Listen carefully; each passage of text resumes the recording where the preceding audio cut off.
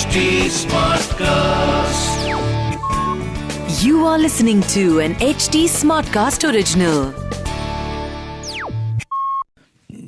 एक मिनट रुक जाओ, रेडी होने दो. चलो ये कर लेते हैं. This could be a great intro. Hi, I'm Akshay. Hi, this is Saurabh, and you are listening to the Founder Thesis podcast. We meet some of the most celebrated startup founders in the country. And we want to learn how to build a unicorn. I am sure you must have heard of the saying, tough times don't last, tough people do.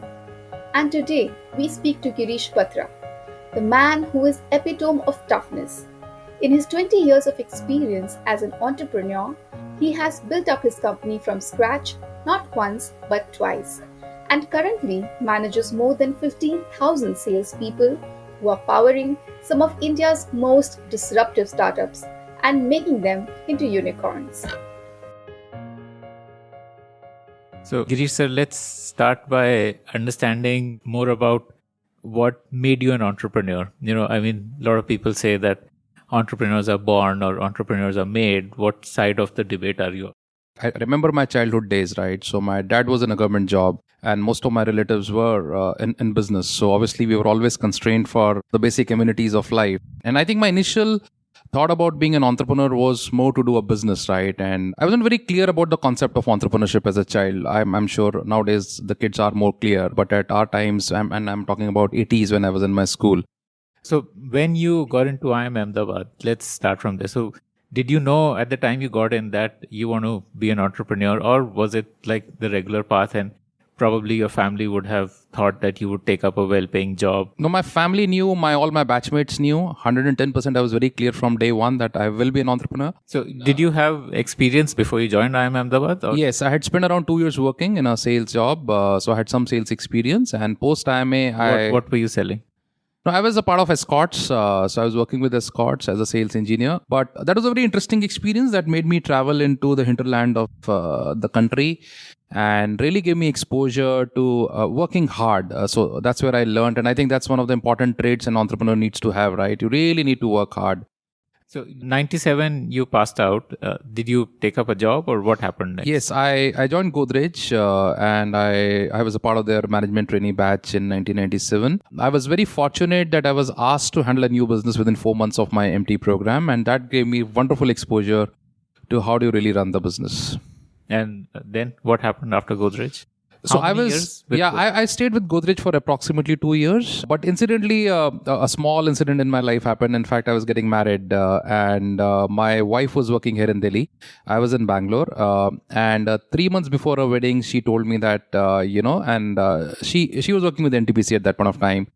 She told me 3 months before her wedding that NTPC, they don't have an office in Bangalore and she'll have to quit her job. And I always wanted someone as my life partner who has a stable job. So that actually made me think. And one of my batchmates is a very dear friend. He suggested to me that why don't you leave your job now and go to Delhi and start something. So that's the way my entrepreneurial journey started, or it was to start always. So it was always as a part of my plan in my life, but it kind of got preponed. And my friend convinced me that, it's important for you to maybe take that step now. And I had concerns about capital. I had concerns about saving. But then he gave me very strong logic. He said, you are never going to have savings in life, right? So once you're working, you get married, you have family responsibilities, you'll buy a car, you'll buy a home, and you'll never be able to come out of that.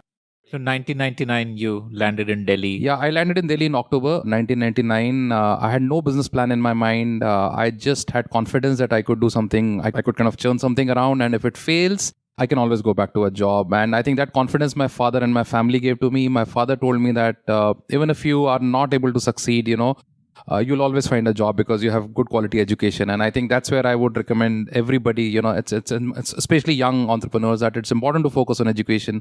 That's always your plan B in life. So that gave me confidence, and I came back to Delhi. I got married. The day of marriage was a very tough day. A lot of people were asking me, hey, what are you doing? Are you still with Godrej? I actually had an offer from Coke at that point of time, and everybody in the family knew that I was going to join Coke. But when I told them that I've left my job and I want to do something, everybody was asking me, what exactly do you want to do? And I had no answer. So it was a pretty stressful day. When I look back, I really feel that it's all destined in your life, right? And actually, accordingly, you start thinking. So maybe it was my destiny that I had to take this entrepreneurial journey and career, and I think I'm very pleased that I took that decision at that point of time. So Netambit initially started with providing again offline services to some of the e-commerce companies. That was the initial model. There were a lot of those B2B Which and companies, B2C. like? There was Satyam at that point of time. There was HDFC Securities. They wanted to really acquire kind of customers for their portals or their online businesses.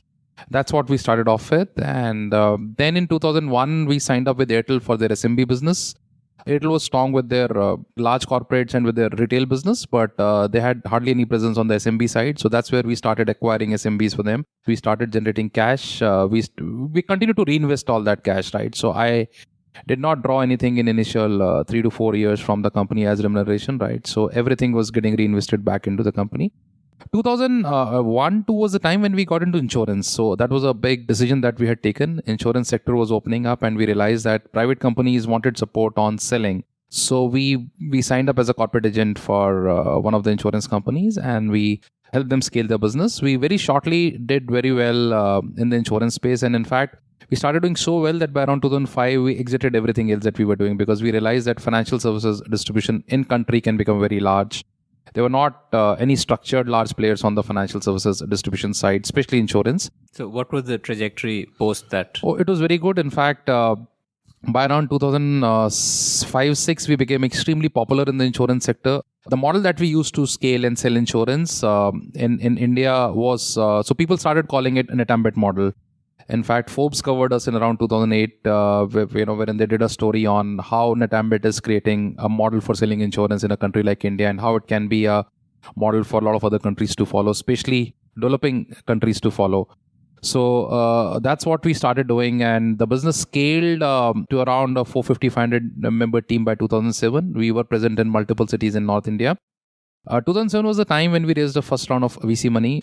Bessemer Venture Partners invested in us. 2009 we did Series B. Series B was Bessemer and Helion. We raised a reasonable amount of money. I think in 4 rounds between 2007 and 2012, we raised around 180 crores. Did the Lehman Brothers collapse and all of those things? Nothing impacted us. Nothing impacted us, because we were focusing a lot more on tier 2, tier 3 cities, right? And that's where the need for insurance was growing, and that's where I think people were not aware of insurance as a product, or how effective can a life insurance plan be, or how effective a health insurance plan can be, right? So that's where we were focusing on. Our focus was always in tier 2, 3 cities, and till date I think we have an expertise wherein we get into tier 2, 3 cities in a very effective, cost effective and an efficient manner. We do sell in metros also, so I'm not saying that we are not strong in metros, but I think our biggest strength comes from our ability to hire people in smaller towns, train people while they are remotely present, and ensure that they're doing an effective work in those cities. Tell us 2012-13, like what was Netambit like? Netambit was mid-sized organization doing pretty well. We were present in 450 cities, approximately 7,000 people in that business. In 2011, we started a second company, which is into real estate sales and distribution. Again, there we did extremely well. So Netambit was doing very well. We had plans to do an IPO to give exit to our investors. 2013 was that time. Then in 2013, there was a problem with our insurance broking license. It wasn't renewed for around 8 months. It gets renewed every 3 years. That impacted us extremely badly, and I think that's where my journey as an entrepreneur, wherein you really have to live through a very rough time or a tough time, kind of came in. It came with a lot of challenges, but it also came with tremendous learnings. Does that mean that for 8 months there were 7,000 people who could not sell anything? Yes, so it definitely means that there was 7,000 people. There was a lot of insecurity within the organization because license wasn't there, and there was a chaos within the organization. And for us, it was the first experience in our lifetime, how to really handle such a situation, and you don't know how to really manage or handle it. We filed an appeal with the regulator. They took approximately 8 months to clear us on those kind of issues, and we could finally get our license back. But in those 8 months, the damage was fully done. We lost a lot of revenue earners. We had large offices, large fixed costs. All those costs stayed. So although the license came back, we started selling again after 8 months, but we could not sell effectively because, as I said, our revenues dropped sharply. So it was a very, very tough situation, and a lot of people advised that it may be a wise thing to really wind up the business and move on in life. But then, as a group of entrepreneurs, me and my co-founders, we were keen to kind of give it a try to kind of revive Netambit, right? Because it's easy to wind up, right? But it's not a good thing to run away from the situation. So that's was what the lowest point of Netambit like? Like what had it come down to in terms of either headcount? So headcount, we dropped to around 500, 600 odd people at its lowest level. When was this? That was in around 2017, approximately. So what happened from 13 to 17? 13, you had that 8-month period. So 13, we had that 8-month period. We definitely had cash in banks, so we could continue to sustain. But the cash, obviously, we kind of ran out of. And I have a lot of learnings out of that phase, right? So, which in hindsight, I made a lot of mistakes as the CEO of the company, which in hindsight, had if I were to get into a similar situation, I will do things very differently to really kind of come out of that situation. And my sense is that damage would have been much less. But can you share what mistakes you made, and because it'll help other entrepreneurs? Yeah, I see a lot of companies also making that mistakes, right? So, for example, we were slightly heavy on costs, right? And that even if you're not going through a bad situation, you should not build large costs, and that's what I've seen. And nowadays, we are all reading in media a lot of companies scaling down, letting people go. These are clear examples of companies who have overbuilt for cost. So I think that is something that is a mistake I'm not repeating again as we are building our version 2 of our journey, right? Although it's a very different business that we are building now. It has nothing to do with our old businesses, right? But still, we are being extremely careful about the cost structures. It's very easy to build costs. As in you had too much headcount, too much offices on rent. And I think we had too much overheads, not headcount. I think headcount is required in our kind of business, which is our revenue earners, and you need the right structures. So you can't be penny wise, pound foolish, but at the same time, kind of building a lot of layers and having a lot of heavy structures, a lot of flashy offices. I think the times are changing now. Unless until you become a very large company, a lot of founders make this mistake, right? And I think I also made this mistake, right? That while you are doing well, right? You start building flashy offices. You start investing a lot in kind of other things, right? Maybe my learning is you should not do it, right? Because ultimately the only thing you should care about is the well-being of your business and well-being of your people, right? So that ultimately people are extremely important to my mind, right? So you really need to ensure that you have cash balances for the rainy days. Any business will go through rainy days for sure, right? These are cycles. I have not seen kind of even a single business which continues to do well. From the outside, it may look that businesses are doing well, but I think the real strength of the business lies in looking at the cash flows. And when we hear stories about businesses struggling or kind of going down under, it's largely because of cash flows and P&L, right? So these are the two main reasons. So I think it's good to always conserve cash for the rainy days, and so no point in spending a lot, and especially Indian businesses, or till you become very, very large, one should be extremely careful about conserving cash. So I think that's a big mistake that I made. And second mistake that I made was, when such a situation kind of came in, right? I think we should have cut down on overheads very, very sharply, which we did not do. I don't like to cut down on people, right? But I think especially other overheads, like, you have offices, etc. Even if you have lock-ins, you should try to negotiate, or maybe somehow come out of those situations very, very fast. So I think there are a lot of other learnings, right, which are smaller or kind of in nature, but largely costs, because costs are real, and they have to be looked at very, very sharply, and being very dispassionate about situations is extremely important. A lot of times as entrepreneurs, we are very, very emotional about our businesses. I think that is something, especially in tough situations, you have to be very practical about such situations. So there, these are few learnings, and I'm still learning. It's not as if the learnings have stopped, and I think that's what, to my mind, excites entrepreneurs, right? So you continue to learn till the last day you are an entrepreneur, right? So what were some of the tough decisions you had to make in that 13 to 17 period? Oh, lots of them. I think there were tough decisions around, we had limited cash. So for example, whether to pay rentals or to salaries or to, your government dues. So those are the questions you have, right? Because ultimately, if you don't pay salaries, you will lose out on people, right? And that is required to rebound out of that situation. You need people, you need people to work on that in that tough situation to really kind of come out of that situation. So I think multiple tough decisions on a day-to-day basis had to be taken. What was this period like for you personally? No, I have realized one thing, Akshay. You have two choices. Either you give up or you become stronger, right? So fortunately for me, I think the God was kind, and I think my own mindset turned extremely positive. Because I personally saw it as a learning phase, right? Because there is so much of negativity around you in such situations, right? So there are various stakeholders who are telling you that maybe will not sustain, and so every day you get to hear such things from various people. They could be your investors, they could be your own employees, they could be your own co-founders, right? Who at times would say that, hey, it is very tough to sustain, let's wind up, or things will go bad, or you get a legal notice from somewhere, or you get a notice from one of the government departments, there could be raids on you, and multiple things happen. So every day is tough. So but I think what I've learned that the only choice you have to is to remain positive. So I've had very, very, I would say, tough times, but I've learned one thing, that if you remain positive, your intent is correct. You're not unethical by nature. If your intent is to ensure that every stakeholder is important, and if your intent is to ensure that every stakeholder has to be treated in the right and ethical way, I think if you do that, to my mind, you remain calm.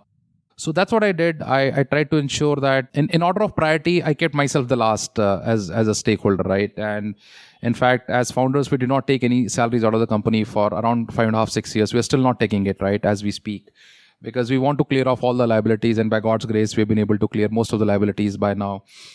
So it's important to kind of remain focused on this agenda of reviving the organization in such situations, because organization has to be larger than your own self.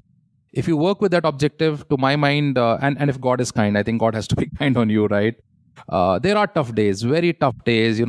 I've had days wherein, kind of people whom we kind of, whom we had to pay, they came to office, they'll create ruckus and all that happens. And I'm sure a lot of entrepreneurs who go through this situation would see those days. It's just important to remain calm. Another big learning that I had is, never run away from the situation. If there is a tough situation, right? If there is a government notice, or there is any problem, some people are at your office trying to create a ruckus. So, they're right. They, they have every right to ask for their money. Maybe their behavior is not correct, right? So the best thing I've done and I've learned is I've always faced the situation. I've never run away from the situation. I'll go and meet them. I'll talk to them, convince them, give them this confidence. So what happens is, if you owe someone some dues or some money, be it government officials or kind of anybody, right? No one wants to kill you. No one, ultimately what they want is their money, and what they want is confidence. And what we want as entrepreneurs is time.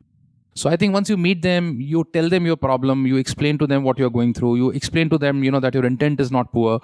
I think I've seen 99.99% of the people aligning with you and giving you adequate time to improve things. And I think that's what I've seen and I've been able to successfully do in last 5 years. I've not even had a single instance wherein someone has really gone physical. So you have to be fair. You have to be fair to everybody. You have to look at the situation from their viewpoint. Once you do that, I'm sure you will be able to solve any tough situation. So you had a real estate business also then from 13 to 17. Why could you not? Yeah, so the real estate markets also slowed down in a big way, and a lot of our kind of cash got stuck with a lot of builders from whom we had to take payments. So that added to the problem. And in any case, our financial services business used to contribute approximately 85% of the group's revenue. So that was very large. And so since it was gone for around 8 months, we had no way but to kind of, to just sustain on real estate business. So that led us to kind of, that increased our problems. And it happens, Akshay, when things go bad for you in life, you're struck on all the fronts. So, but I think lovely learning experience overall. So then in 2017, when you were at 500 people, so tell us about the journey after that. Yeah, 2017, parallelly what happened that... 17, you were still in insurance? Or? Yeah, we were in insurance, but we were very keen to shut down insurance because unfortunately what happened during that phase of 2014 to 17, the mis-selling and the wrong practices in insurance increased a lot. So most of the employees who were selling were mis-selling, which we were not very comfortable as founders. We are very ethical by nature, all of us.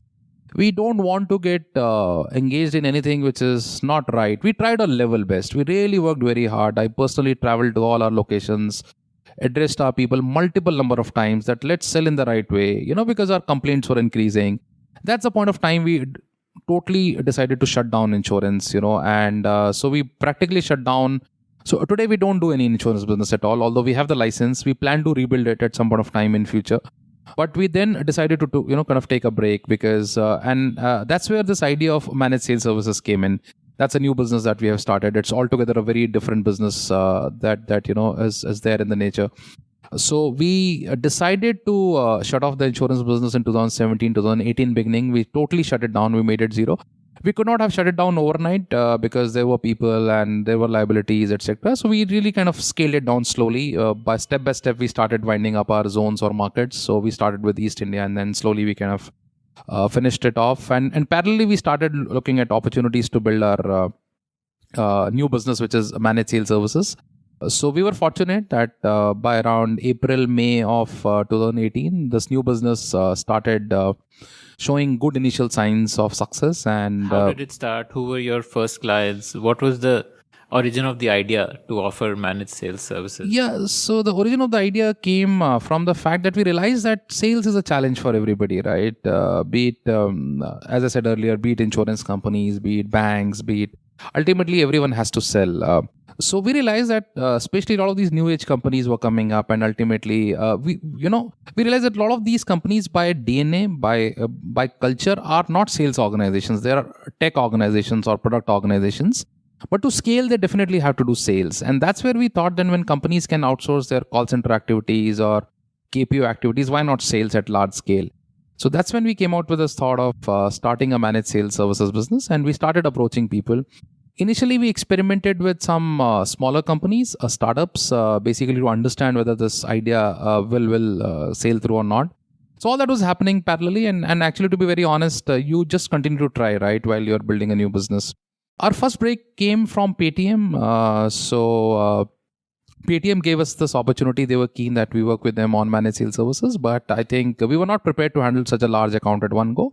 So we started with staffing, sales staffing as one of the areas. And I'm really thankful to Paytm and to Vijay especially, right? I think so. Once we had Paytm as a client, after that, we've really built this business successfully. Today, we work with Amazon, Google, Swiggy. And what do you do for each of these clients? Okay, so for some of them, we do sales staffing, although that's not a business we really intend to scale a lot. Our intentions are to scale managed sales services. In managed sales services, we work with every client and identify what their requirements, offline sales or account management requirements are, wherein they either on the supply side or the demand side. So we basically sit with the client, we understand what their requirements are.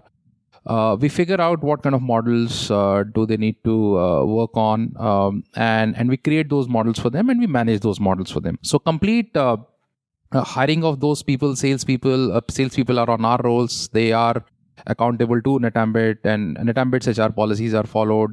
We do the complete planning and performance management. So we take accountability of the business plan for those companies when it comes to whatever metric they want us to drive. Can you give some examples of? So I'll take an example of a leading food tech company. So today, a food tech company requires to onboard restaurants for them, right? Because the restaurants that you see on a food tech platform. So for a leading food tech company, we do their restaurant onboarding pan India, and we started small, approximately 14 months back for them. And today, 100% of their restaurants are onboarded by us, be it their national accounts or any kind of restaurants in their top 99 cities. Then the same company wanted to expand to around 1,000 odd cities. From at that point of time, they were present in 45 cities. We have helped them scale from 45 to approximately 600 plus cities. So the launch teams are ours, the expansion teams are ours. So our teams travel, they really launch a city for this company. And after that, we have another set of team which really manages these cities for them. So we do multiple things for that company. So we are largely doing any kind of merchant onboarding. We just not only onboard or acquire, the merchant or the client for our clients. We basically also help them manage them on an ongoing basis. So it's a complete sales and business development role that we play. We also work with some of the large companies who really want help on SMB onboarding, small and medium business onboarding, and managing those accounts, basically driving revenue out of them. We also work with some clients who need us to get into large corporate. So we basically work across segments, be it B2B, B2C, B2SMB, B2 retail. Whatever is any kind of sales requirement, any kind of offline sales requirement is what we try to solve for. So, what are the lessons for entrepreneurs in terms of scaling up headcount? Because, as you said, you currently have more than 15,000 people, and in 2017 you had 500 people. So, from 500 to crossing 15,000, how did you do that in such a short span? I think fundamentally scaling requires to do basic things day in and day out in the right manner, right? So it's a process. Sales or scaling, or if you want to scale your hiring, you want to scale your manpower, you want to scale your organization, you want to scale your sales, or do you want to scale your demand side, supply side? It's all about deciding a framework, a process, and following it religiously. I'm not saying that it should be hard cast in stone. You have to constantly keep an eye on key matrices and refine them as you go along. But one thing I've noticed why people are not able to scale, and one big thing I'm noticing, especially with a lot of young entrepreneurs that I meet while I kind of go around and meet a lot of startups, they change their plans too fast. They don't have the patience to look through a plan, or so say for example, I've seen them creating a plan, and within 1 month, if they're not getting the results, they get impatient. It takes time. It takes 3 to 4 months for any a plan to really start showing results. I'm not saying that you should not tweak that plan as you go along. You should tweak, but fundamentally you should not change the direction of the plan. So that's what at least we don't do. We really spend a lot of time thinking through a plan, creating the right processes, right matrices around it. But once we are convinced about that plan, then we give it our level best. Then we don't change the plans frequently. We definitely tweak the plans. We definitely review the plans. But we don't make large fundamental changes in that plan. And I've seen 99.99% of the times that sustains, and that really helps you scale the business effectively.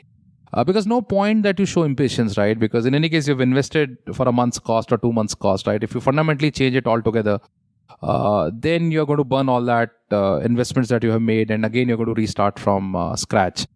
So that's what I would I've seen as a typical thing that a lot of people do, and we normally don't do that. We put a faith into a plan and just go after that plan. So, what do you think of the famous slogan of Mark Zuckerberg, "Move fast and break things"? Now, moving fast is important. So I'm not saying that you should not move fast, but the definition and the benchmark of moving fast has to be clearly defined. Especially when you are building offline workforces, wherever you need an offline intervention, I think you need 3 to 6 months to stabilize things. If you think moving fast is moving at a pace in which you want to really move fast and change things within a month's time, to my mind, that won't happen, because ultimately you're dealing with human minds. They have their own practices, culture. I think one big important thing that I've really used always to scale my businesses is culture. I think culture is extremely important to be aligned. And when you are scaling fast, you get people from different backgrounds. So I think what they bring on table is tons of knowledge, tons of experience. But what they also bring on table is very diverse cultures. So I think, and I'm not saying any culture is good or bad. Maybe they come from very good cultural They bring on table a lot of good cultural practices or good culture. What is important is alignment of that culture, right? So as an organization, we also need to learn from them. At the same time, every organization needs to have a unique culture. So culture is extremely important to be retained and constantly refined. So that's what. But I think it's important that the teams are thinking alike in terms of the culture. Is there a difference in how you did your first scale up, when in 2005 you were about 500 people and then you hit about 8,000 people, and now again from 500 to 15,000 people? So in these two scale ups, is there a difference? Yes, I think the difference is, we have become much wiser in terms of how to really want to scale up. So we are extremely conscious on cost, which I said earlier. Second, this time, I think, last time, I think as we build the organization from scratch to around 8,000, right? And we had very strong leadership team at the top. I think one mistake I made was I stopped engaging a lot with the frontline people in this business. It's extremely important to engage with everybody. I think this time around, I'm not making that mistake. I'm deeply engaged with the people in terms of communication, in terms of talking to them frequently, because That's what I've realized for maintaining the culture or the right culture or doing the right things. It's very important for the leader to consistently be in touch with your folks. So that's what I think I'm doing. Third, we are not building very expensive structures within the organization. So we are actually bringing in youngsters who come with the right passion, who come with right value systems, and upgrading them to take up the leadership roles. So I think that is the third thing. So that will help us minimize or keep our costs under control, and at the same time ensure that organization has a lot of energy, a lot of agility to kind of keep moving on. So, if you could send a letter to your younger self, what would you tell him? Say, if the day when you got married, if you could write a letter to you, which would be opened by you when you're getting married, what would that letter have in it? That's a very interesting question. I think if this question alludes to the fact that if I look back, what I could have done better, if that's what the question is, then my answer is yes. I would definitely would have liked to maintain a better work-life balance, which I haven't right until now. I think I've really been working very hard, which has come at a cost of my own health and my own family. I think I would like to change that moving forward. I would definitely like to kind of have a much better work-life balance, and that's what my request to all entrepreneurs would be, that you should definitely have a better work-life balance. That's one. Second, I have missed out on learning in terms of knowledge beyond what I know. I think that's one big regret I have. And if I were to kind of rewind and kind of relive my journey, I would have definitely earmarked some time for my own personal learnings. For example, like you would have learned to play the guitar or... So that's on the hobby side, yes. But I think on the knowledge side also. For example, I don't understand AI well today, right? I don't understand online part of the business well. It's not as if you have to learn anything to just run your businesses. It's also just, I think most of the entrepreneurs are very hungry for knowledge is what I have seen. I think that's a trait of entrepreneurs, right? So I've missed out on that. So that is one area that I think every entrepreneur must focus on. And I'm sure a lot of entrepreneurs do focus on that. But I have missed out personally. So I would like to really focus on that as I move forward from here on. But is everyone cut out to be an entrepreneur? Not really. You need a lot of mental strength. First of all, you need to sacrifice a lot, right? So people who are not willing to sacrifice their personal lives, not willing to sacrifice multiple things, right? As an entrepreneur, so being an entrepreneur is a thankless job, right? So it's not as if if you see very few entrepreneurs become extremely popular wherein they make a lot of money, and so it's a journey, and it is a passion. It's like being in armed forces, right? So only those people who are committed to lead that kind of a life, which is a very, very tough life, I think they only should choose that, right? Similarly, for an entrepreneur, it's not an easy life. You should be prepared for ups and downs, and you should enjoy every phase of your entrepreneurial journey. If you are cut out for that, then only you should take the entrepreneurial path. So that was Girish Batra talking about his roller coaster journey. Girish currently mentors young startup founders, and if you want to get introduced to him, then shoot a mail at hello@thepodium.in.